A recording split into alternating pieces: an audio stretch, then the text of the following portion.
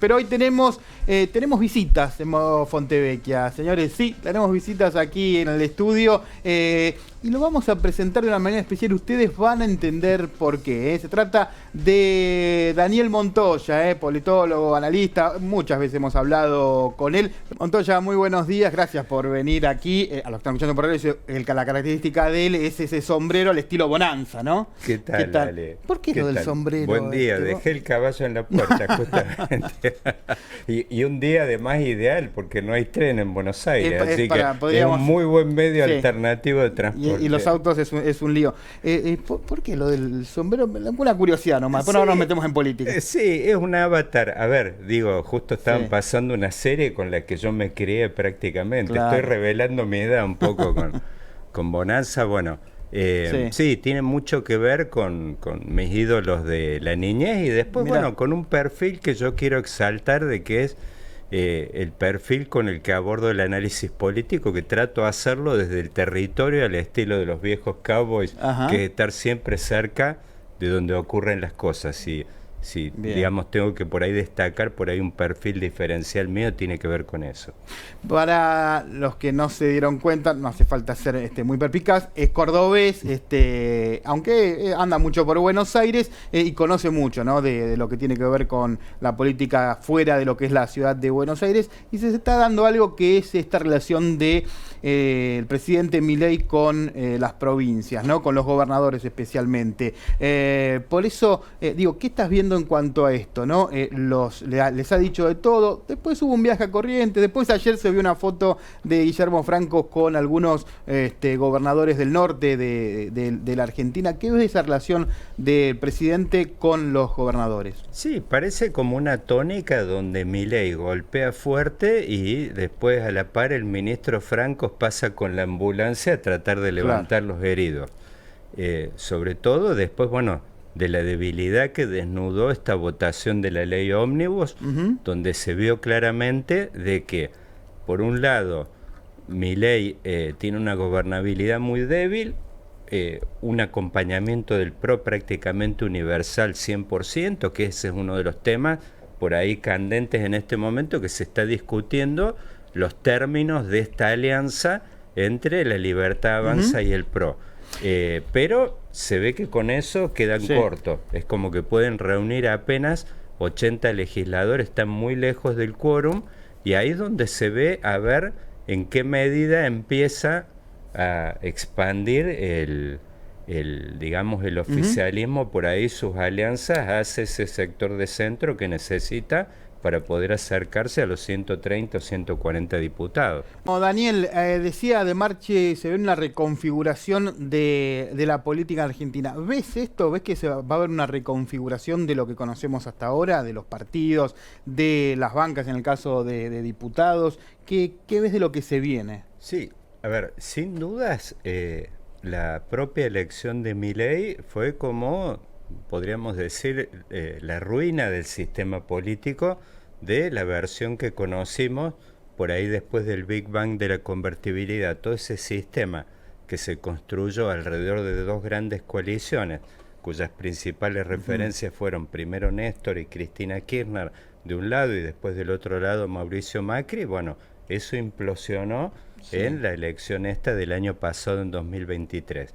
Seguramente estamos asistiendo a un momento de una reconfiguración profunda de fuerza, lo estamos viendo de alguna manera, ellos se reflejan en esta discusión, en esta suerte de paritaria que hay en este momento entre la Libertad Avanza y el PRO, y por el otro lado un radicalismo que vimos ya en la votación de la ley ómnibus cómo crujió alrededor de dos polos. Es como es una vieja historia del radicalismo, siempre contuvo adentro dos pulsiones por ahí, una más de centro izquierda y otra centro derecha. La de centro izquierda la representó en un momento Raúl Alfonsín y la otra Fernando de la Rúa. Bueno, este radicalismo que siempre tuvo esta historia entre estos dos tenemos polos, Manes y de Loredo ahora. Claro, la vimos entre Manes y de Loredo, por ahí también Lustó, quizás quedando más del lado de Manes, pero vemos cómo este sistema político está crujiendo, se está reconfigurando. Ahora, lo que estamos yendo, y en este momento podemos decir de que está totalmente en pie, es una nueva configuración de la grieta, así como tuvimos en el 2003, que ahí nació una grieta y sobre todo ahí digamos, se potenció al máximo en la crisis federal. Yo le llamo crisis federal a la crisis del campo, pues mucho más profunda que del campo de 2008, y ahora estamos en una configuración de una grieta, yo diría 4G y diría, como para ponernos al día, más 5G en este momento, que es una reconfiguración. De un lado, un polo extremo, por ahí muy tirado a la derecha, con dos fuerzas nítidas, la Libertad Avanza del PRO, y del otro lado un polo también que se está configurando y también con una situación, digamos, mucho más tirada a la izquierda, que es entre el kirchnerismo y el trotskismo que representan Del Caño y Miriam Bregman. Y en el medio vamos a ver... ¿Y los radicales dónde quedan, no? Claro, los radicales un poco tironeados como Tupac Amaru de un lado y del otro, a ver para dónde y dónde se inclina, y tiene mucho que ver con la charla que tuvimos recién con el secretario Omar de Marchi, a ver cómo, digamos, trabaja el oficialismo con mucha pericia sobre esta grieta nueva y cómo va, digamos, atrayendo voluntades que se ve claramente con los 80 legisladores, esos del polo duro no alcanza. Te quedas un ratito, Daniel, porque te quiero preguntar por Macri, qué puede pasar con Macri, dónde queda parado, si se lo puede absorber Milei o cómo queda parado. Y enfrente, ¿qué pasa con el peronismo y sobre todo con el peronismo cordobés, que de eso sabes mucho? ¿Te quedas un ratito? Desde ya, Ale, y tenemos por supuesto alguna pregunta. El tema más importante para Román, que es Boca en este momento. ¿Sos de Boca, no? No, pero bueno, te digo, con la carga que ¿Talleres o Belgrano? Talleres, sí. Y es verdad, me están soplando que Santiago hay clásico ahí en la familia. Clásico familiar, qué fin de semana que vamos a tener. Fanático. ¿Cómo lo ves a Yarlora? ¿Cómo ves la relación con Javier Milei? ¿Qué puede pasar de aquí en más? Bueno, un punto de inflexión, Alejandro, porque vemos, haciendo pie a un nuevo gobernador, que es un gobernador, fíjate, en estos primeros 30 días tiene más rodaje en los medios nacionales que Schiaretti durante 3 gobernaciones, y te diría más que de la Sota inclusive. Mirá. Se ve claramente un gobernador muy ambicioso, es un candidato a presidente inspector seguramente. Y tiene mucho que ver si uno explora la biografía de Yarlora. ¿Lo ves haciendo ese caminito, que quiere la presidencia? Lo ves, mira, él como ha construido, es de perfil territorial, Intendencia de San Francisco, que es el departamento San Justo, para poner en contexto para nuestra audiencia, es el segundo departamento en Córdoba en cuanto a importancia, y después de ahí, después de 2 intendencias en San Francisco, saltó algo que le cuesta mucho a los dirigentes de perfil local del interior en Córdoba, es saltar a la política de la capital, que es la mitad del padrón electoral de Córdoba. Bueno, Yarlora saltó, rápidamente hizo pie y en una elección muy difícil, la de finales del año pasado, logró ganar esa elección sacando una diferencia de 70.000 votos que se explican justamente por el prestigio de él tanto en San Francisco como en Córdoba. Así que tiene credenciales muy ambiciosos y se ha chocado con una situación que no enfrentó el cordobesismo en su pasado. Si vemos, De la Sota y Schiaretti estuvieron siempre polarizando con un kirchnerismo que nunca logró ser pie en Córdoba. Entonces, ante los problemas, es como que agitaban el localismo. Y vimos... Con eso estaba. Ahora se dio esta situación. El cordobés votó a Yarlora y votó a Javier Milei. Sí, y con una profundidad. Vemos una primera vuelta, quizás no penetró tanto como Macri, que en su momento sacó 54%, pero en la segunda vuelta sacó más que el 71% que sacó Macri en 2015. Entonces, ahora enfrenta una situación... ¿Milei tuvo más votos que Macri en la segunda vuelta, en porcentaje? Entonces estamos yendo a un choque de trenes de altísimo voltaje, porque es por un lado un gobernador muy ambicioso en este momento y por el otro lado un presidente que está reproduciendo ese romance que tuvo Macri con Córdoba, pero es mucho más ambicioso en cuanto a una agenda de reforma.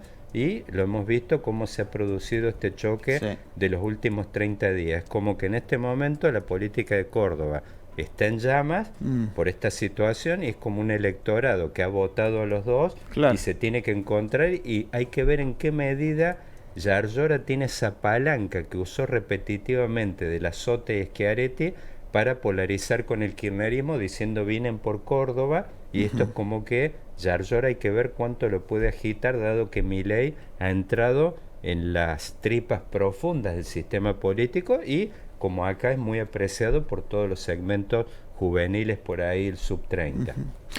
Bueno, Daniel, hablamos de educación, hablamos de transporte y son los conflictos que empiezan a surgir más allá de las ideas de la planificación del Excel, como se dice muchas veces que puede tener un gobierno nacional. ¿Qué puede pasar en ese sentido? Bueno, al arranque de la jornada, Ale, hablamos de un sistema político en ruinas que de alguna manera, bueno, la caja de resonancia de eso fue la victoria de Milei tan amplia el año pasado, donde la principal fuerza de oposición no solo que, digamos que quedó desarmada, ya vemos los problemas Juntos por el Cambio, sino que ni siquiera entró al balotaje. Bueno, en ese contexto vemos que los límites que le pueden aparecer a Milei no están por el lado del sistema político. Es un sistema político donde hoy la sociedad, la calle está marchando con la cabeza de los dirigentes en la mano.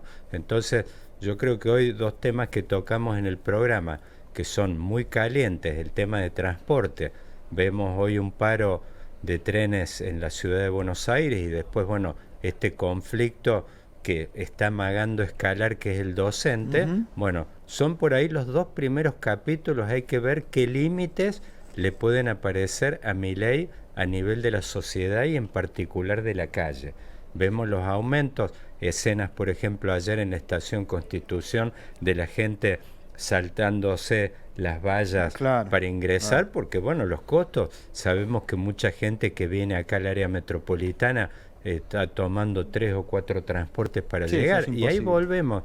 Recién hablamos del fondo de incentivo docente y la carpa blanca. Estamos remontándonos un poco, reviviendo aquellas escenas de los años 90, que precisamente fue un proceso de modernización económica y de apertura, por ahí con muchos de los componentes del que está en una de esas hoy encarando Milei. Bueno, ¿dónde estalló y dónde se resquebrajó y dónde aparecieron los límites de ese esquema? Fue justamente en este 40% del área metropolitana que compone todo y que incluye a la ciudad de Buenos Aires. Vimos partidos en aquel momento, no solo del área metropolitana, con tasas de desempleo de 18 puntos, el caso también de General Pueyrredón, y muchos conurbanos que no solamente están hoy a nivel de la ciudad de Buenos Aires, sino en el interior. Rosario tiene su conurbano, Córdoba tiene su conurbano, inclusive pequeñas ciudades del interior de la provincia de Buenos Aires como Pergamino también tienen su conurbano. Hay que ver qué límites le aparecen ahí a Milei por el lado de la calle, temas de transporte, de inseguridad y de por supuesto, de conflictos como por ejemplo de que no empiecen las clases, sería algo de mucha gravedad. Nombrabas los años 90, ¿no? Milei hace un culto de lo que fue esa época, habla de Menem como el mejor presidente que tuvo la democracia. Ahora, hay circunstancias, las circunstancias hacen que pueda haber un proceso similar, o es más una añoranza de Milei a poder rememorar y reconstruir lo que fueron los años 90 de lo que las circunstancias dan en este presente, en este 2024. Bueno, yo creo que sería un gran error de que hoy el gobierno encabezado hoy por Javier Milei no tome nota de las conclusiones y de los límites que se encontró ese proceso de modernización y apertura. Y además, algo sustancial, Ale, hoy que hace una diferencia enorme respecto a los años 90, de que el mundo de hoy es otro. Aquel mundo era un mundo dominado, unipolar, dominado por la Estados Unidos, y donde por supuesto en ese momento Menem no hizo más que un poco quizás sentir o alinearse y sintonizar con los vientos de época, que era alinearse con Estados Unidos. Hoy estamos hablando de un mundo totalmente diferente y donde ese proceso de globalización emergente de los años 90 estaba muy fuerte, y hoy podríamos decir de que se ha debilitado. Hoy muchos expertos en el tema están hablando de un proceso de desglobalización. Se ha detenido ese avance arrollador. Ya inclusive hoy nos podríamos preguntar si Menem hoy sería menemista en estos tiempos. Era sobre todo pragmático, ¿no? Es interesante lo que dice Daniel en cuanto a si hay una lectura correcta de lo que está pasando en el mundo, más allá de la Argentina, ¿eh? La seguimos, lo tenemos como invitado especial hoy aquí en el piso a Daniel Montoya, así que vamos a seguir analizando todo lo que pasa de aquí hasta las 12 del mediodía. ¿Dónde? Aquí, en Modo Fonte.